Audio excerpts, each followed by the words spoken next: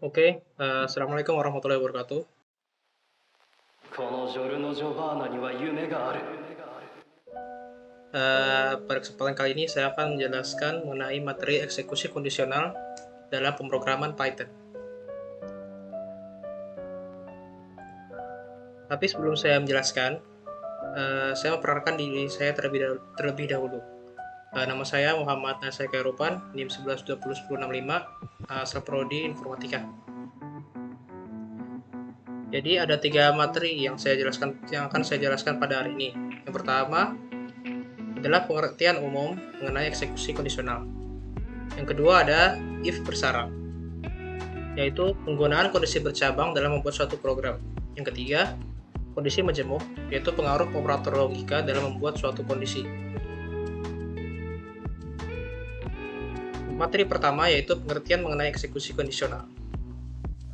Nah, apa itu eksekusi kondisional?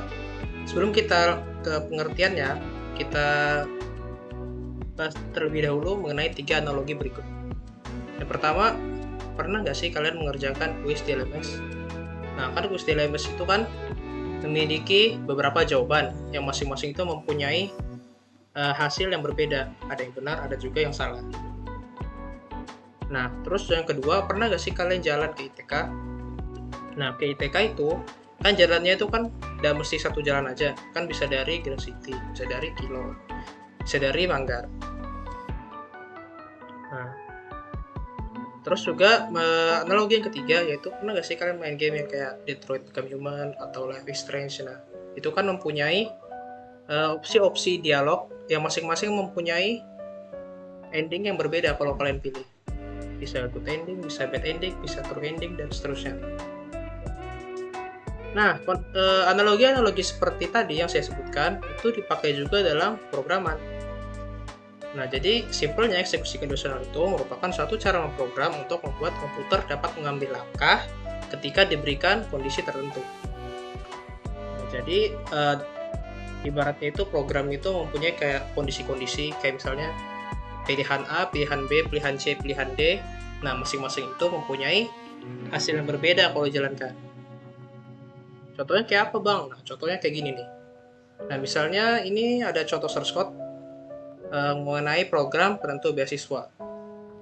Nah, kemudian user itu diminta menginput nilai mereka. Nah, misalnya jika nilainya itu lebih dari sama dengan 90, maka program akan mencetak kategori beasiswa 1. Nah, kemudian jika nilainya itu lebih dari sama dengan 80, maka program akan mencetak kategori beasiswa 2. Kemudian, jika nilainya itu lebih dari sama dengan 70, maka programnya akan mencetak kategori beasiswa 3.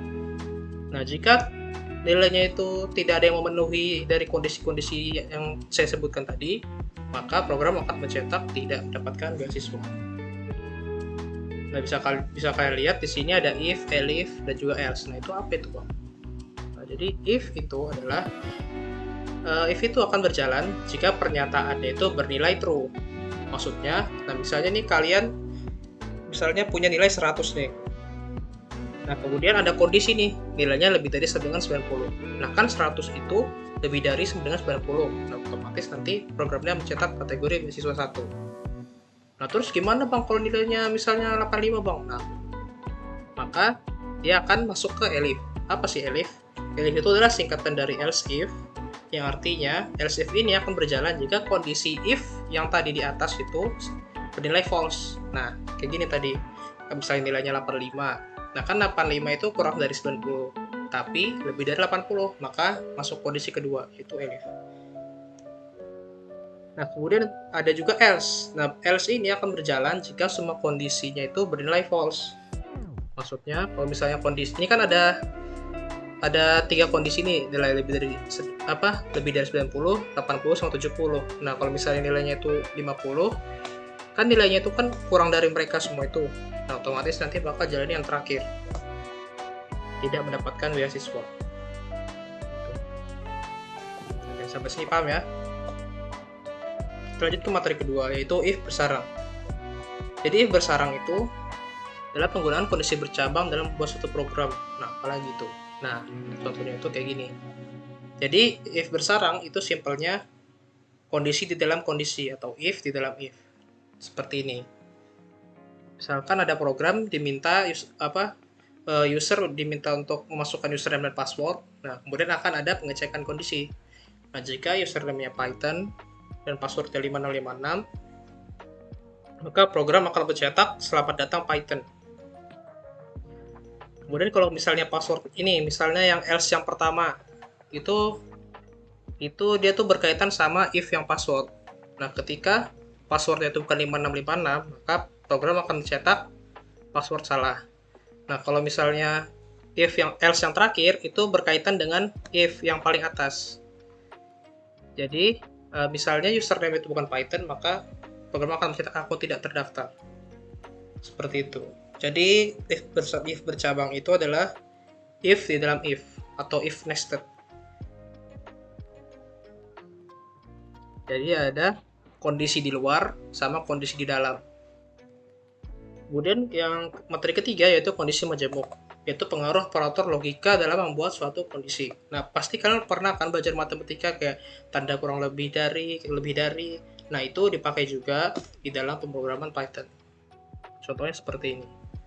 Misal, ada contoh program di mana user diminta untuk memasukkan nilainya. Nah, jika nilainya itu di antara 60 dan 70, maka program akan mencetak Anda dapat nilai C. Nah, jika nilainya itu lebih dari 70 dan kurang dari 85, atau simpelnya di antara 70 dan 65, di antara 70 dan 85, maka program akan mencetak Anda dapat nilai B. Kemudian jika nilainya lebih dari 85, maka program akan mencetak Anda dapat nilai A. Nah, jadi bisa kalian lihat di sini operator logika matematika itu juga dipakai dalam bahasa pemrograman Python. Nah, kemudian ada juga contoh operator lain. Contohnya di sini sama dengan, tanda seru sama dengan, dan seterusnya.